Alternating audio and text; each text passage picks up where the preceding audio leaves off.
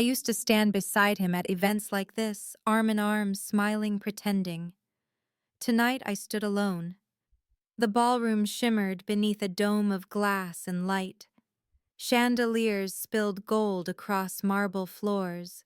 The orchestra softened its final note, and then Ethan stepped to the microphone. Every head turned toward him as they always did.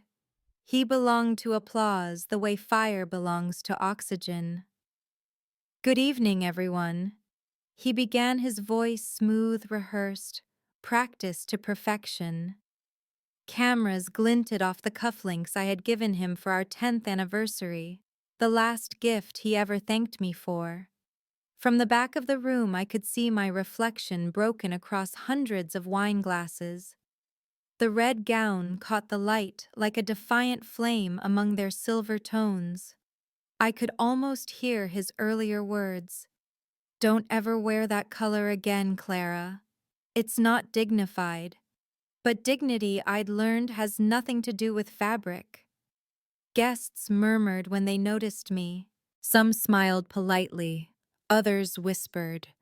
Their curiosity moved through the crowd like a low current. I let them look, let them wonder why the forgotten wife had returned. Ethan's speech flowed effortlessly. When I started Whitmore Industries, I promised transparency and trust. His favorite lies. His hand brushed the microphone as if conducting their attention.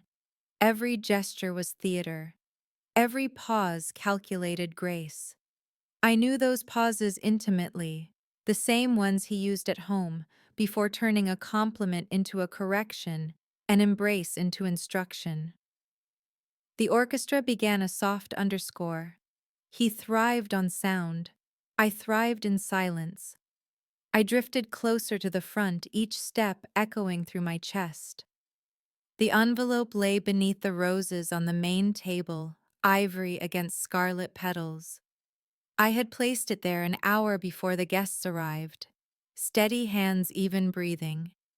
My name printed small in the corner. Mrs. Clara Whitmore, soon to disappear forever.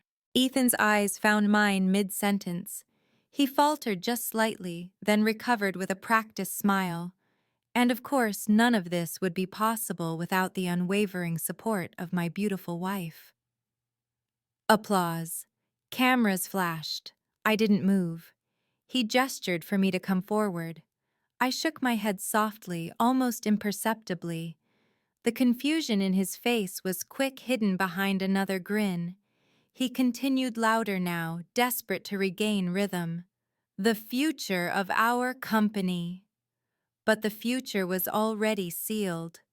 A ripple of motion, one of the servers adjusting flowers, exposed the envelope. Ethan noticed. His gaze narrowed. Even from where I stood, I could see the muscle in his jaw tighten. He reached for it without breaking speech. "And together we will." The microphone caught the sound of paper sliding against paper. A single crisp tear sliced through the air. His voice stopped. The orchestra hesitated, then fell silent. He stared at the first line. His mouth opened, but nothing emerged. From somewhere near the press table, a camera shutter clicked too loud in the quiet. Guests exchanged glances. The chandelier light turned cold. Ethan's fingers trembled slightly, the page quivering between them. He looked up at me across the room, eyes burning through pride, confusion, disbelief. I met his gaze steadily. Not triumph, just completion. For a heartbeat, everything stilled: music, movement, even breath. Then someone coughed, another whispered, "Is that?" He lowered the papers slowly, the microphone still on. The words, "Petition for divorce," whispered into the speakers, faint but unmistakable. A murmur swept through the hall like wind through dry leaves. I turned away, my heels silent on marble. Each step felt measured, rehearsed, the tempo of release. Behind me, The orchestra began to play again, soft, uncertain, trying to patch over the fracture in the night. Grace met me at the side door. Her hands trembled around the handle. "It's done," she whispered. I nodded. He read it himself. Outside, the winter air bit my cheeks. The city glowed in fractured reflections on the limousine's glass. For a moment, I watched my reflection there, red against gold, small but vivid. Inside the ballroom, applause began again, hesitant, confused, like thunder far away. Ethan would compose himself as he always did. He would find the right words, later spin the story into something elegant and false. But the truth was simple, printed in black ink, witnessed by hundreds. He had banished me to silence, to the guest room, to invisibility. I had answered with paper and law and dignity. I stepped into the car and exhaled. The sound fogged the window. Beyond it, the ballroom doors gleamed like the mouth of a furnace swallowing its own heat. The driver glanced back. "Home, Mrs. Whitmore." Not anymore. The city lights stretched ahead, cold constellations of freedom. For the first time in years, I didn't feel small inside his world of mirrors. Somewhere behind those windows, he was still frozen in the glare, clutching papers that spoke louder than any speech he had ever given. And as the car pulled away, I whispered to myself, not a victory cry, just the calm truth I'd earned. Let him talk. I'm done listening. I remember the night he sent me here. No shouting, no slamming doors, just a quiet decision delivered like an email. "You've been tense lately, Clara. Maybe a few nights apart will help." He said it standing in the hallway, one hand in his pocket, already half turned toward the master suite. A statement, not a question. And behind him, the house staff moved wordlessly, carrying my things down the corridor. The guest room waited at the far end of the east wing, a smaller kingdom inside his empire. Everything smelled of cedar polish and new linen, clean enough to erase whoever lived here before. A folded robe, untouched pillows, a single lamp, casting warm light that couldn't reach the corners. I set my suitcase on the bed and heard the echo, a hollow, too wide silence.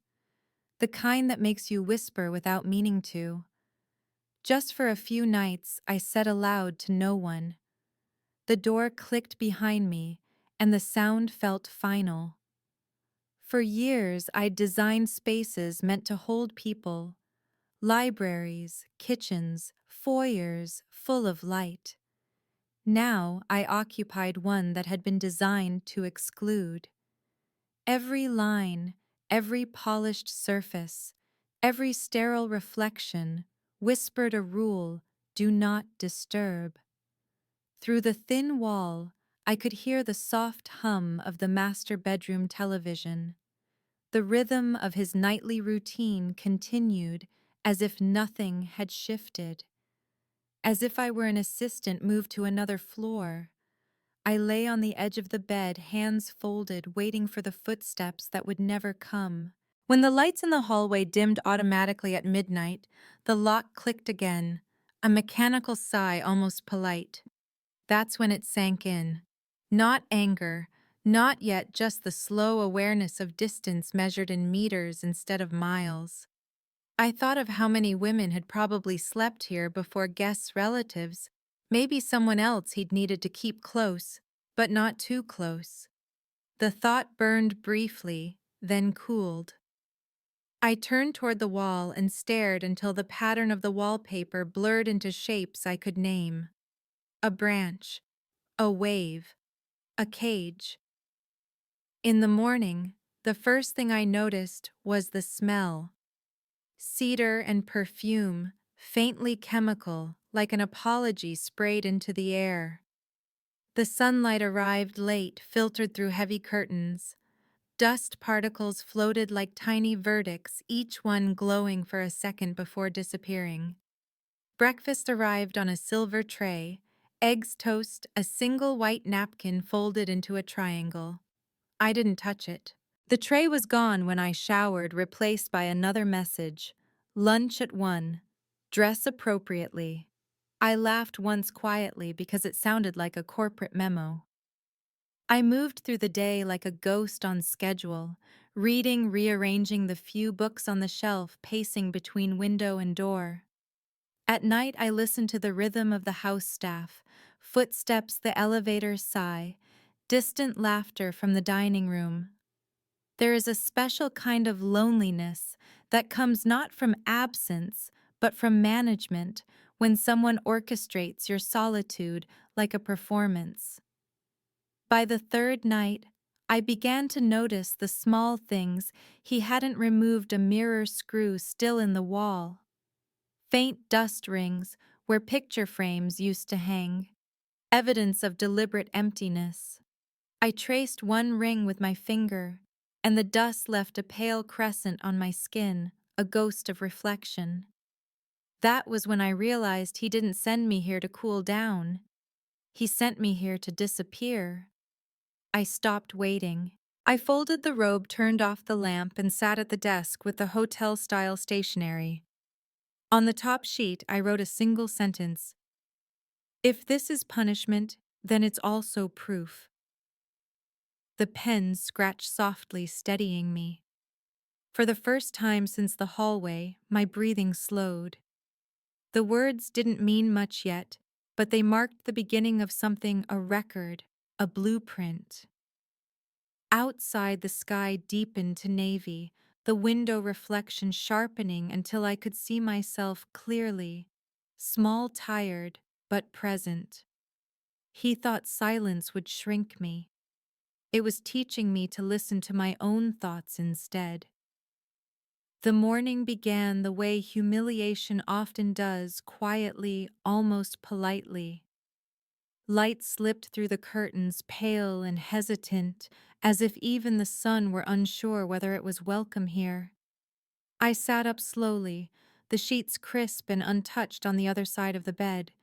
The room looked immaculate, almost staged. Someone had refolded the blanket during the night. The staff, probably. They'd come and gone like shadows, efficient and invisible the way he liked everything. When I went to the vanity, I noticed it immediately. No mirror. Only a blank wooden panel where reflection should be. At first, I thought it had been moved for cleaning. But then I checked the walls, no mirrors anywhere. Not behind the door, not inside the closet, not even in the bathroom. Just smooth surfaces and the faint smell of disinfectant. It was deliberate. I stood there, palms pressed to the vanity, staring into the absence. It was absurdly intimate to see nothing where I'd once seen myself. He used to say mirrors were distracting, that I stared too long when we were late for dinners, that I cared too much about appearances. Coming from a man who rehearsed every gesture in front of his own reflection, the irony was almost art. Without glass, I had to use the window. The surface was warped, curved by age and sunlight. My face looked different, stretched at the edges, unfamiliar. A stranger's reflection stared back, eyes hollow but alert. I whispered my own name just to hear it. Clara. The sound didn't fit this room. Breakfast came again at 9. The tray clinked softly, delivered by a housekeeper who never met my eyes. Thank you, I said. She hesitated, then nodded once before leaving. Her silence told me everything, even kindness was rationed here. I tried to read, to design in my head, to reclaim routine. But the absence of a mirror followed me everywhere, an invisible audience watching to see if I'd vanish on cue. By afternoon, the air felt too still. I opened the curtains wide, flooding the room with light. Dust motes drifted in columns slow and graceful, like they had all the time in the world. I realized I'd been holding my breath. For years, I'd lived inside his version of order, his glass house of good manners and perfect optics. Every argument ended with the same sentence, "Clara, you're overreacting." And every apology was a transaction. Jewelry, flowers, a new car I didn't drive. But this was quieter, more refined. The cruelty of architecture, clean lines, no color, no reflection. I sat on the edge of the bed and watched the light move across the floor until it touched the wardrobe. Inside hung dresses still tagged from boutiques I hadn't chosen, all in the muted tones he preferred: beige, ivory, soft gray. The red one, of course, was gone. I traced the empty hanger where it once hung. For some reason, that tiny absence hurt more than the locked door. That night, as the house fell into its rhythm, footsteps fading, lights dimming the elevator, sighing, I stood by the window again.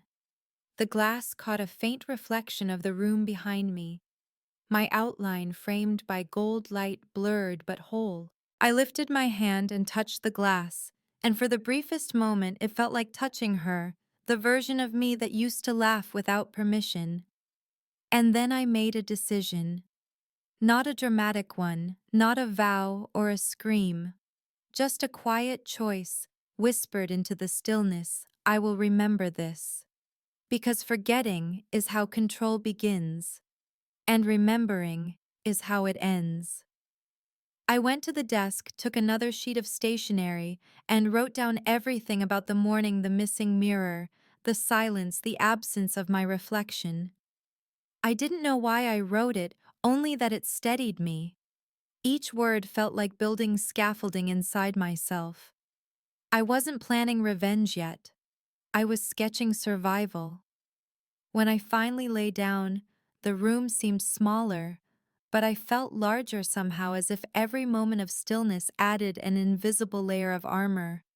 The house thought it was swallowing me, but I was learning its shape from the inside.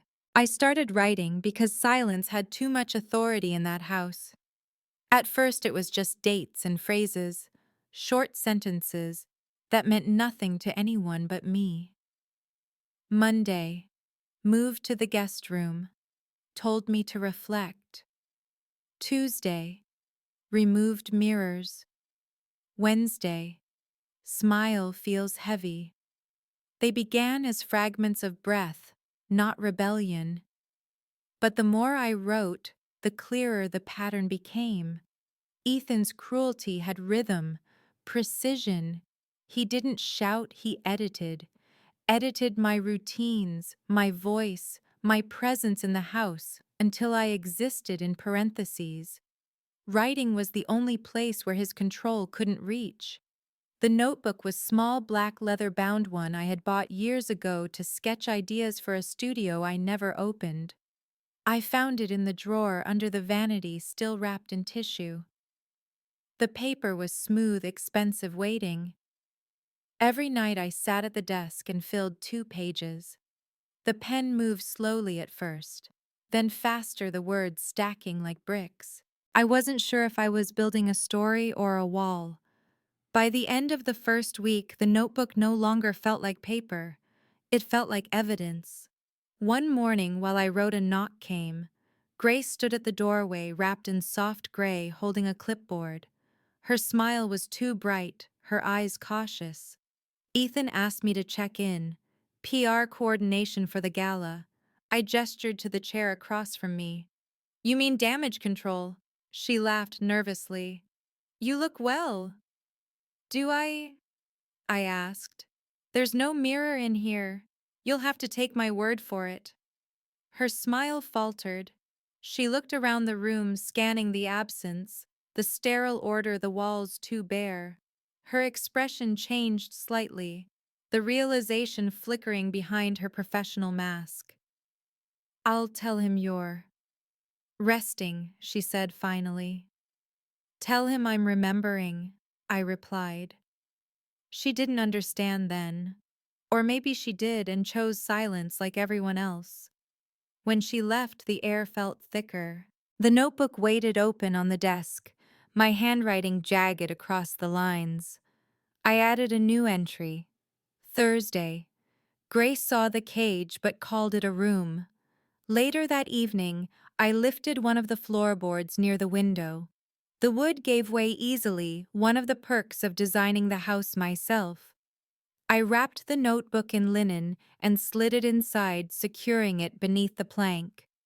The sound of the wood settling was strangely satisfying, a heartbeat muffled, but steady. It wasn't fear that made me hide it. It was instinct. Ethan liked to adjust the things I left lying around my phone, my planner, my thoughts. Nothing stayed untouched. At dinner, he called. His voice came through the intercom, smooth as silk. Clara, I'm hosting a board dinner tomorrow. Don't come out until it's over. We don't need distractions tonight. There it was again, that word. Distraction. I pressed the button but didn't answer. Instead, I wrote his words in the margin of a napkin and slid it into the notebook before sealing the floor again. Later, as the house filled with laughter and clinking glasses above me, I sat by the window and imagined drawing a floor plan of my own silence. Room by room, I labeled everything: where he sleeps pride, where I breathe patience, where the truth waits under the floorboards. Outside, the ocean wind brushed against the glass, making the curtains move. For a moment, the fabric rippled like something alive or trying to be. I thought of all the years I'd spent drafting spaces for clients, learning how light shapes mood, how walls control the flow of movement. This house was his masterpiece, but I was beginning to see its weak points. Control, like architecture, always leaves seams. You just have to know where to press. When the laughter upstairs faded and the house grew still, I took the pen again and wrote a single line before turning off the lamp. He builds walls, I build exits. The ink shimmered faintly in the lamplight before drying, a quiet rebellion written in cursive. It arrived in the morning mail, thick and heavy, engraved in gold. The envelope alone could have paid someone's rent for a month. Inside, Whitmore Foundation Annual Charity Gala. Theme: a night for renewal. Renewal. The word tasted like ash. I ran my fingers along the embossed letters until the paper warmed beneath my skin. He hadn't spoken to me directly in days, but his handwriting on the note inside was unmistakable, precise, sharp, impatient. Your attendance is expected. Formal attire. Public unity is important. Public unity. Private exile. I set the invitation down on the desk beside my notebook and laughed softly. Not a bitter laugh, just a hollow one. He still believed image was oxygen, and he was suffocating on it. Later that day, the intercom crackled. Clara, Ethan's voice said, "The tailor will come by this week. Choose something appropriate, conservative. We have guests who respect dignity." He hung up before I could answer. I looked around the room, the same walls, the same air, the same absence of reflection, and whispered, "I've been dignified enough." When I returned to the desk, I noticed a new email notification blinking faintly on my laptop screen. From Noah Bennett-esque. Subject Clause 12. Emotional abandonment. For a moment, I just stared at it, heartbeat steady but loud. Then I opened it. Inside was a short message written in Noah's measured, understated tone. "Mrs. Whitmore, I reviewed your original marital contract. There is a clause you might not recall. You should read this carefully. Attached was a single-page PDF. I hesitated only long enough to realize that hesitation had been my habit for years. Then I clicked. The clause was plain legal cold. In the event that emotional abandonment or deliberate isolation can be proven, all spousal immunity is nullified. I read it twice, 3 times. The words didn't just sit on the screen, they rearranged the room around me. All this time he thought isolation made me powerless. It might be the evidence that frees me. The faintest smile touched my lips, small and dangerous. I printed the document, the sound of the machine loud in the quiet. Each line fed out like a pulse of light. When I touched the paper, it was warm, alive. I folded it once neatly and slid it between the pages of my notebook. The journal now felt heavier, its weight perfectly balanced between fear and possibility. At lunch, Grace appeared again. She held her phone like a lifeline, scrolling nervously. "They've expanded the guest list," she said. "Press coverage, investors. Everyone will be there." "Everyone," I repeated, my tone flat. Her eyes searched mine. "Clara, are you okay?" "I'm awake," I said simply. She hesitated, then lowered her voice. "You don't have to go if it's too much." "I do," I replied, "because he expects me to stay silent." Grace looked as if she wanted to say more, but she didn't. Instead, she reached into her bag and pulled out a small card box. "Your old business cards," she said. "You left them in my office years ago. I thought you might want them back." I opened the box later after she'd gone. Inside were 24 cards, Clara Whitmore Architect. The edges smelled faintly of dust and lemon oil, proof that I once built things meant to last. That night, I added another entry to the notebook. Friday. He sent an invitation to perform Unity. I accepted. He doesn't know what he invited in. I placed the card box beside the journal and stared at the clause again, the ink slightly smudged where my thumb had brushed it. "Emotional abandonment," I whispered aloud, testing the sound. It was clinical, but it contained everything: the silence, the exile, the mirrors removed. Outside, the ocean wind rattled the balcony doors. Somewhere across the house, music played faintly from his study, jazz, casual, expensive. I imagined him smiling, confident that the gala would smooth over any cracks. He never understood that perfection doesn't hide fractures, it magnifies them. I closed the laptop, turned off the lamp, and let the room go dark. The invitation lay open on the desk, gleaming faintly in the blue light. A night for renewal. Yes, I thought. Renewal. Just not the kind he planned. The paper was still warm from the printer when I read it again the next morning. I traced every sentence with my fingertip as if heat might reveal a hidden code. It didn't need one. The meaning was plain, sharp, unmerciful. Emotional abandonment nullifies spousal immunity. Nullifies. The word pulsed on the page like a heartbeat. I poured coffee, though it had gone cold by the time I lifted the cup. Every swallow tasted like metal, the flavor of realization.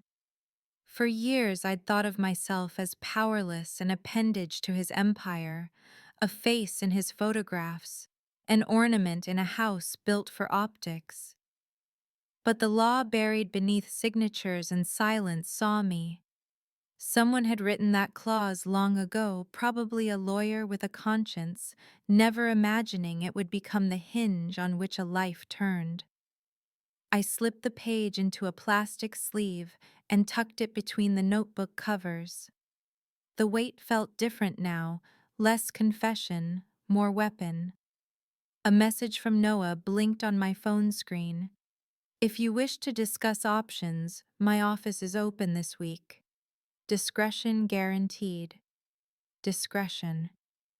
He knew what that meant in this house. At noon, I went to the terrace. From there, the ocean stretched like cold glass. The wind tugged at my hair. I didn't fix it. I let the strands fall across my face and thought about how much energy I'd spent being neat, composed, correct. Maybe chaos was another form of honesty. I imagined Ethan at his desk planning his gala speech, writing lines about trust and transparency. He'd never know how perfectly his words would betray him. The intercom chimed. Clara, his voice said, clipped and formal. Your credit card has exceeded its monthly limit. I've asked finance to review purchases. Control. Always control. I pressed the button and replied evenly. Understood. It wasn't worth arguing. I had something better than permission now. I had leverage. That night, I opened the hidden floorboard and took out the journal. I read every entry from the beginning, marking dates and details that matched the pattern: isolation, exclusion, silencing. Each one fit the clause like a lock to a key. He thought his empire was built on innovation. Mine would be built on documentation. At sunset, I called Noah. His voice was calm, measured as always. Mrs. Whitmore, I'm glad you reached out. Clara, I corrected softly. If I'm going to start over, let's use my name. A pause. Then, of course, Clara. We discussed logistics, timelines, signatures, quiet filings. He spoke like a man handling explosives, careful, factual, never dramatic. That steadiness comforted me. When we finished, I asked him a question that had nothing to do with law. Noah, if someone traps you behind walls, they built, what's the best way out? He hesitated, then answered. Find the corner, they forgot to reinforce. When the call ended, I wrote the sentence in the margin of the clause. Find the corner, they forgot to reinforce. That night, I walked through the house barefoot, silent. The halls glowed with motion lights, each one triggered by my movement, his system of surveillance disguised as convenience. Every sensor lit as I passed, following me like a trail of recognition. I paused outside the master suite. The door was slightly ajar.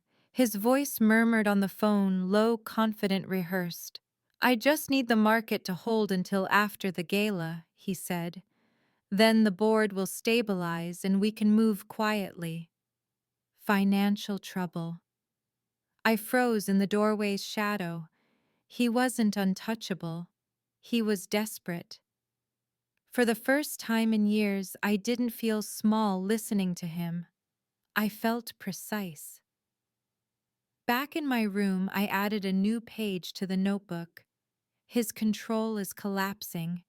He doesn't know I'm watching the cracks form.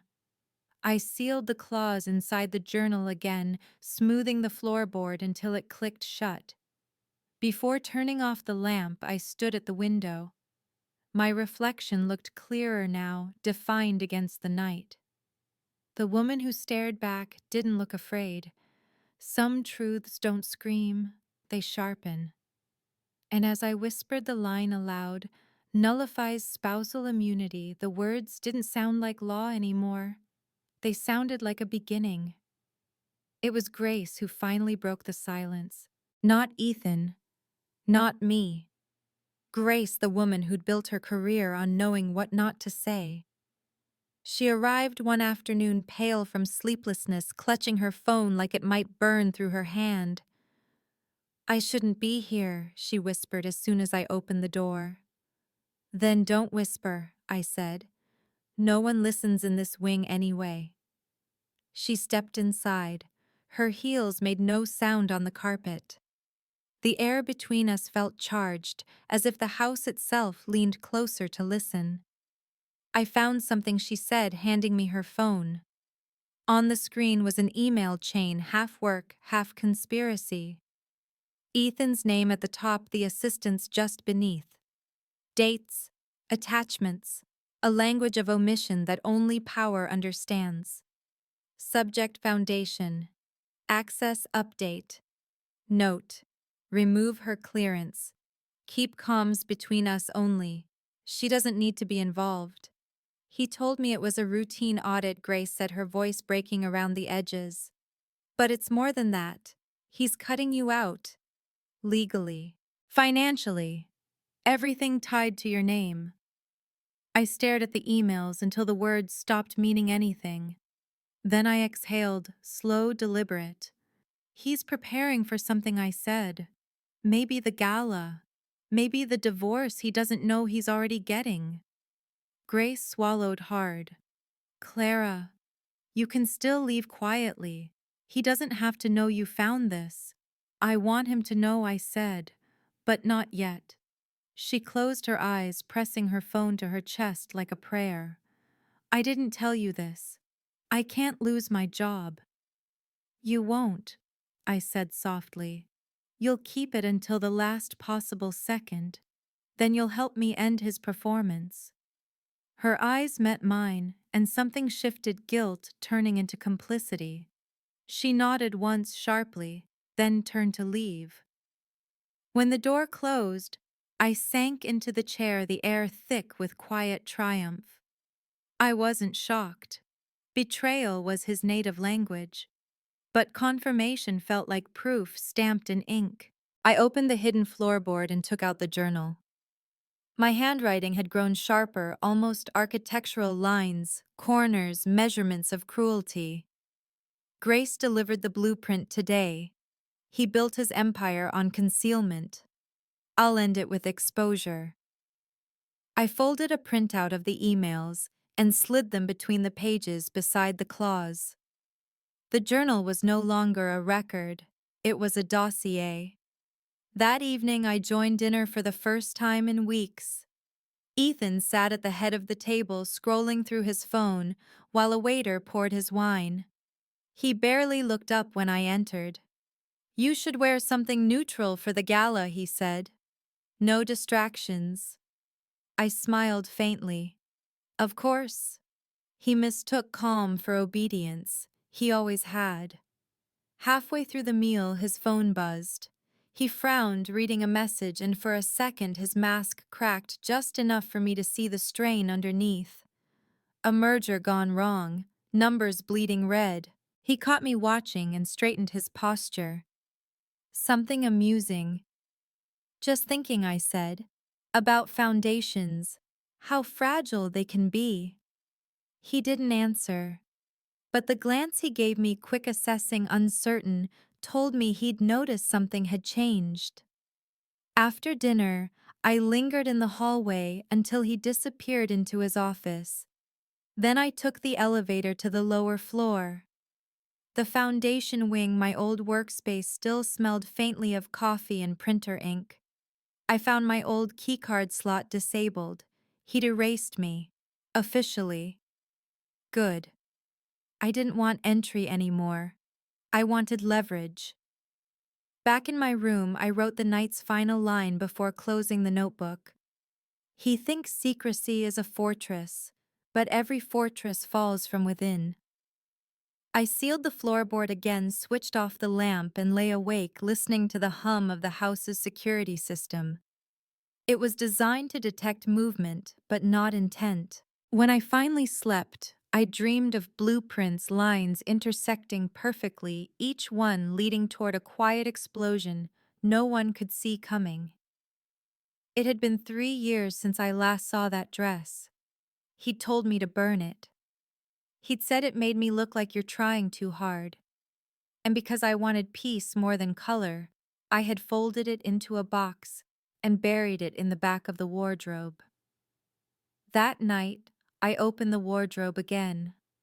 Rows of ivory gray champagne silk, neutral, invisible. The colors of a quiet woman.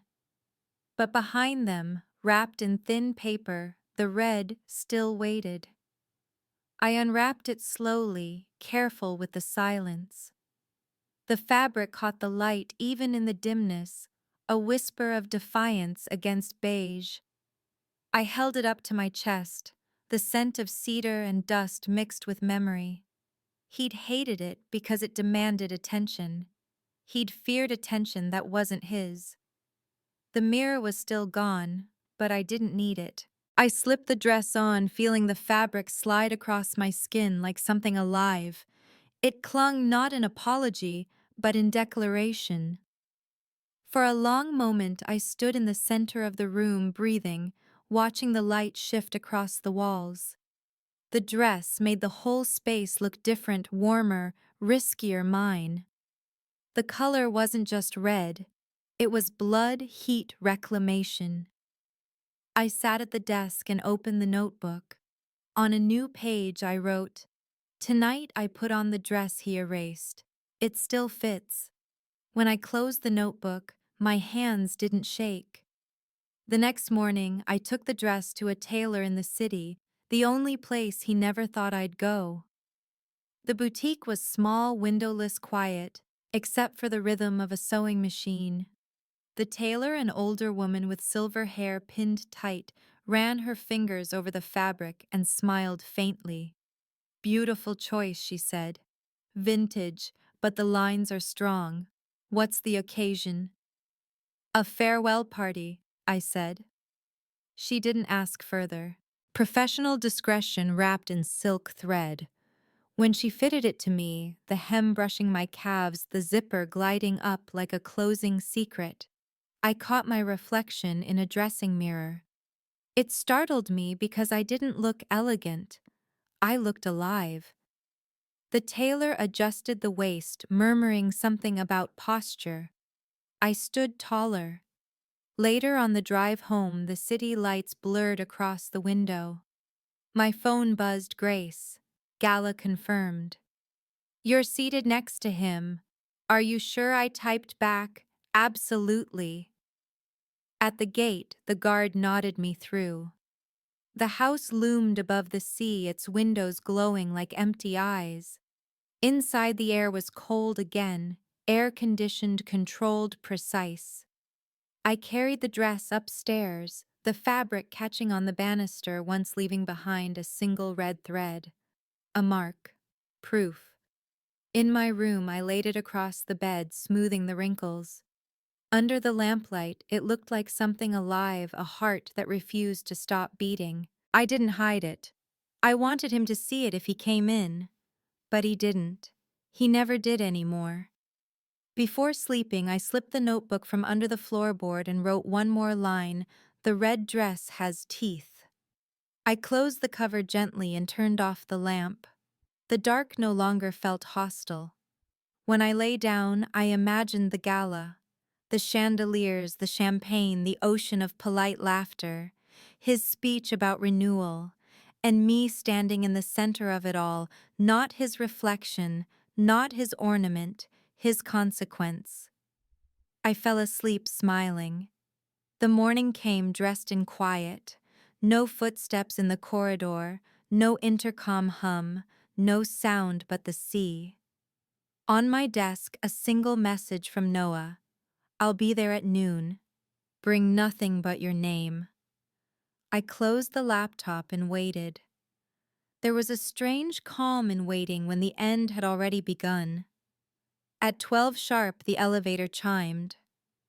Noah entered the guest room with his briefcase and that deliberate stillness lawyers wear like armor. His tie was slightly askew, his expression wasn't. "Are you certain?" he asked. "Yes." He opened the case and unfolded the papers. Legal language in black ink, neat, bloodless, irreversible. He placed a pen beside them, the same model we'd used for the marriage license 15 years ago. My fingers hovered over it. For a second, I saw that younger version of myself, nervous, dazzled, flattered by his certainty. She had believed that saying "I do" was the safest kind of forever. I whispered to her now, "We're free, you and I." Then I signed. The nib scratched across the paper, steady, deliberate. Each stroke felt like releasing air I'd been holding for years. The wax seal hissed softly as Noah pressed it closed like something cooling after fire. That small sound filled the room. It was the sound of undoing. When it was done, Noah gathered the documents with careful hands. "I'll file them discreetly," he said. "He'll be served on the night of the gala as requested." I nodded. "Good. That's when he'll be most himself." He gave a faint smile, half respect, half warning. "Clara, once this starts, you can't take it back. I don't want it back." We stood there a moment, the papers between us like a border finally drawn. "Do you ever regret doing the right thing?" I asked. "Constantly," he said. "But it's still right." When he left the house, swallowed the sound of his footsteps. I looked around the room that had once been a cage. The air felt different, lighter, as if the walls knew something had shifted. I poured myself a drink, the first in months. The glass trembled slightly in my hand, not from fear, but from the magnitude of stillness. Outside, the ocean was a mirror again. I stood at the window, tracing the horizon line where sky met water. It looked like the edge of a page. I touched the pen, still warm from my grip. It smelled faintly of ink and metal, a scent I'd learned to love. In the corner, the red dress waited on its hanger, patient and bright. I turned toward it, whispered, "Almost time." Then I opened the notebook and wrote. The seal cooled. The sound stayed. The papers are alive now. They breathe for me. I closed the cover and slid it back beneath the floorboard. The plank settled with a soft click, final, absolute. The rest of the day passed in fragments, a phone call. I ignored a text from Grace confirming details of the seating chart, the faint echo of Ethan's laughter downstairs. He was rehearsing, maybe. He always rehearsed. When night fell, I stood once more by the window, watching the lights along the coastline blink like small confessions. I didn't feel triumphant, just balanced, finally, precisely balanced. In architecture, there's a moment when a structure supports its own weight for the first time. It doesn't rise, it doesn't fall. It simply stands. That's what signing felt like. Not escape, not vengeance. Equilibrium. I whispered the word to the glass, watching my breath blur the reflection. Equilibrium. Then I smiled, quiet, complete, and let the night take me. The house always felt quieter before one of his events, like it was holding its breath for him. Staff hurried through corridors, arms full of flowers, glassware, and nerves. Grace arrived in the afternoon, her clipboard pressed to her chest, her lipstick faintly smudged, the look of someone who'd been rehearsing apologies all morning. She found me in the guest room, standing by the window in the red dress. Her breath caught. "You're really going to wear that?" "I'm done wearing what he approves," I said. She walked to the bed and sat carefully on the edge, the way people do when they're afraid to disturb something sacred. "You know this isn't just a party," she said softly. "There'll be press board members, the mayor." "Exactly." Her eyes flickered toward the envelope on my desk, the spare set of papers Noah had sent as backup, perfectly folded, sealed in gold. "Does he know?" she asked. I smiled faintly. "Not yet. He'll find out when the spotlight hits him." Grace looked at me a long time, then exhaled. "You sound calm." I practiced. She tried to laugh, but it came out brittle. "You've always been composed, Clara. But this is dangerous." "Not for me," I said. "For him." We went over logistics. Her voice took on its professional rhythm. Guest flow, camera angles, seating charts. I listened, nodding, making small corrections. Everything about the gala would be perfect. That was his weakness. He believed perfection was control. As Grace spoke, I walked to the mirrorless wall and imagined one hanging there again. I could almost see my reflection in memory, the girl who'd once stood beside him smiling for the cameras, her hand resting lightly on his arm like proof of devotion. She was rehearsed too, I murmured. What? Nothing, I said, turning back. Grace closed her clipboard, her tone softening. If you do this, it won't just end your marriage. It'll end him. I met her eyes. That's mercy. She nodded a small surrender. Then she reached into her pocket and pulled out a thin white card. You'll need this for the check-in line, she said. Front row seat. The words felt like poetry. After she left, I walked to the desk. The envelope glowed under the lamp.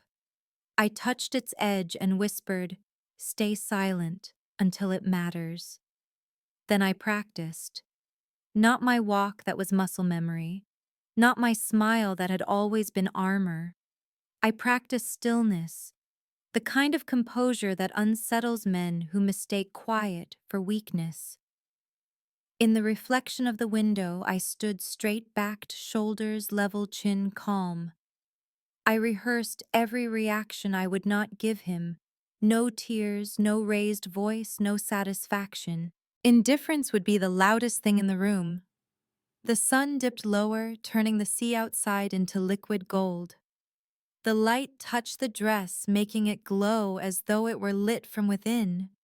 I could hear faint music from the ballroom strings, tuning staff, testing microphones. His voice echoed once through the hallway, distant and commanding.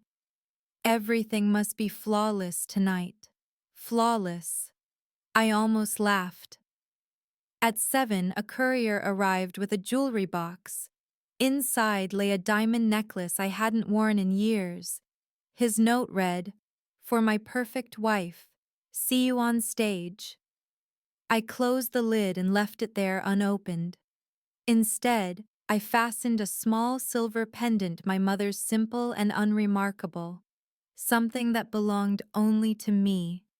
When the clock struck 8, the first cars began to arrive.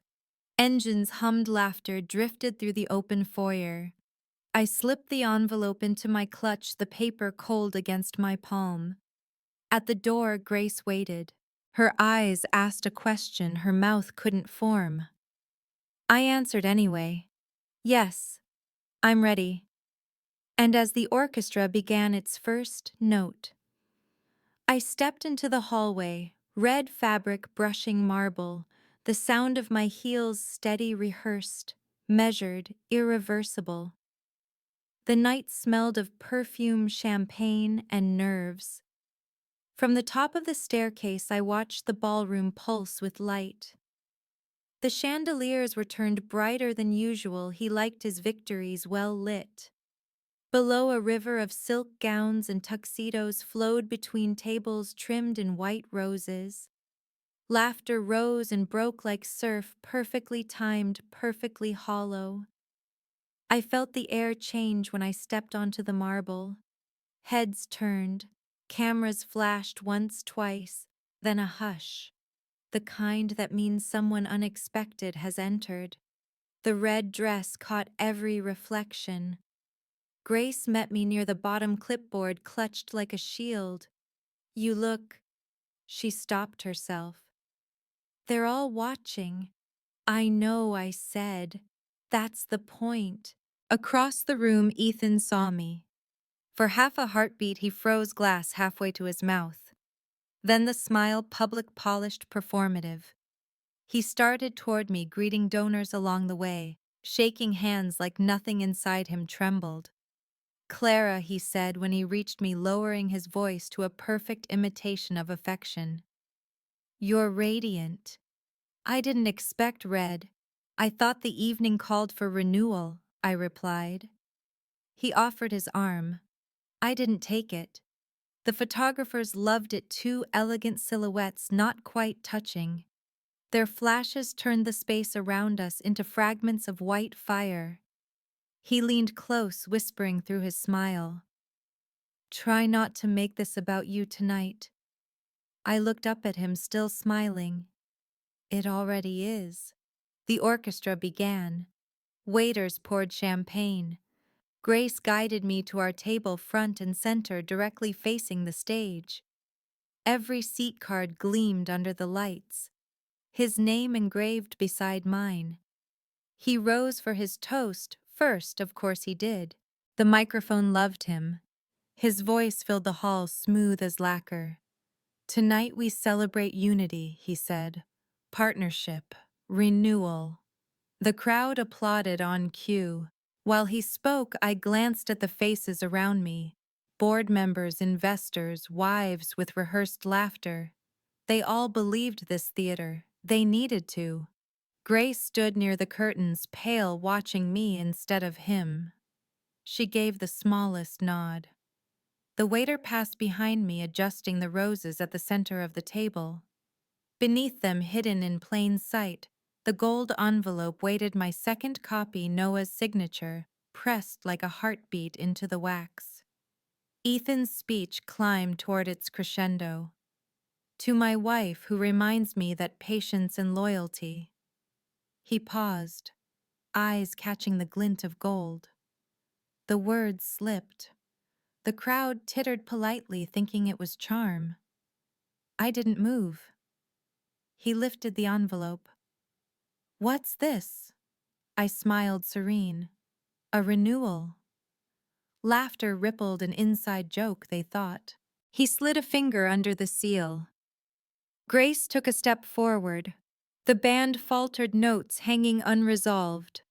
For a moment, everything existed in fragments. The chandelier glare, the rustle of fabric, the red of my dress against the sea of white. Then the paper opened. His expression didn't change all at once. It fractured piece by piece, composure, breaking like porcelain under heat. He looked up at me, the microphone still live. "Clara, what is this?" I lifted my glass. "Transparency," I said softly. He tried to keep speaking, but the silence from the crowd was louder. The letters PETItionFORDIVORC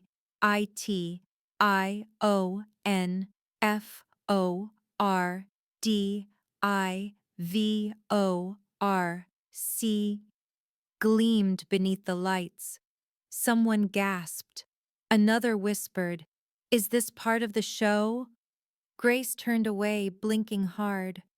I set my glass down, stood, and offered him the same smile I'd worn the day we married, only now it meant goodbye.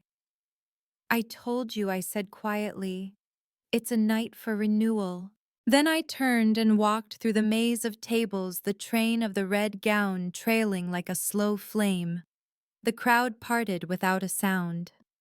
Behind me, his voice tried to catch up, half my name, half disbelief, but the microphone caught the tremor. The illusion had cracked, and everyone had heard it. The ballroom doors opened to the night air. The ocean wind met me like applause, cold, honest, endless. The moment I stepped outside, the air broke around me, cool, sharp, real. Behind me, the ballroom murmured like a disturbed hive. Laughter tried to restart, but it came out thin, nervous. I stood at the top of the marble steps for a second, looking at the city lights below. Every bulb and window seemed to blink in rhythm with my pulse. Inside, I heard the microphone squeal, feedback chaos in polished shoes. Then his voice. Low at first, then louder, rising into the static. "Ladies and gentlemen, there's been a misunderstanding. The perfect man performing damage control. Always in command, even when the world caught fire." I didn't look back. I wanted the last image of him to stay frozen in that moment, face white under the chandelier, hand trembling around the envelope, silence spilling into his empire. Grace followed a few minutes later, breath uneven. "You should go," she whispered. He's furious." "Of course he is." She shook her head. He's saying it's fake, that you've had issues. I smiled. Let him. We stood together at the edge of the stairs. Behind us, the ballroom's music restarted louder this time, desperate to sound normal. But the rhythm had changed. I could hear it in the hesitation between beats. Grace touched my arm. Are you okay? I'm not sure yet, I said. But I'm not invisible anymore. She nodded. I'll handle the PR fallout. Don't, I said.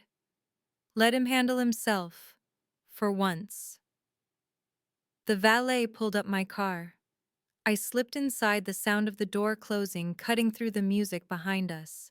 Through the tinted glass, I watched him appear on the steps. No spotlight now, no applause. Just a man blinking against the wind. He looked smaller. The crowd didn't know whether to comfort or avoid him. Cameras flashed again, but the expressions in those pictures would not flatter him. He scanned the courtyard until he found me. Even from the distance, I could read his mouth. What have you done? I didn't answer. The car rolled forward. The flashbulbs caught for a second, turning everything to light, and then the night swallowed us whole. Inside the quiet, Grace's voice from earlier echoed in my head. He'll call it fake. It didn't matter. Noah had already filed the papers.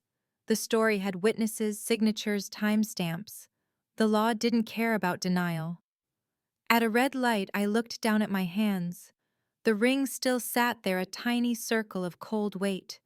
I turned it once, twice, then slid it off. The metal left a faint mark on my skin, pale and soft. A memory, not a wound. I opened the window and let the wind take it. The sound it made, that tiny brief clink as it hit the road, was almost delicate. The driver glanced in the mirror, waiting for instructions. Where to, ma'am? Anywhere the lights look honest, I said. He didn't ask what that meant. He just drove. By the time we reached the coast road, the gala was miles behind. The sea stretched black and endless, the same sea that had watched me through the guest room window. Only now I wasn't on the inside looking out. The phone buzzed once. A message from Noah filed, effective immediately. You did it. I typed back. He did it to himself. Another buzz, a news alert already spreading. Whitmore Gala erupts in public divorce drama. So fast. The world feeds on spectacle. But this time I wasn't the silent exhibit. I leaned back, closed my eyes, and let the rhythm of the road fill the silence he used to own. Every bump, every turn was a punctuation mark in a sentence I'd finally finished. At some point, I laughed quietly without bitterness. It felt strange, the sound of my own freedom. When I reached the cliff road, I asked the driver to stop. I stepped out, the wind fierce and salt-heavy. Below, the waves broke and scattered moonlight into shards. I whispered into the wind, not to him, but to the girl I'd been. It's over. And for the first time, the words didn't sound like loss. They sounded like gravity releasing its hold. Morning arrived without permission. Gray light pushed through the curtains of the guest room, soft and unapologetic. For a second, half awake, I thought I'd dreamed the night before. The crowd, the gasp, the way his voice broke under the weight of his own performance. Then, I saw the red gown hanging over the chair and the silence that followed it. It was real. I rose slowly. No footsteps in the hall, no intercom, humming instructions, no staff waiting for orders. The house was quiet in a way I had never heard before, its power drained, its control unplugged. The air smelled of roses left too long in water.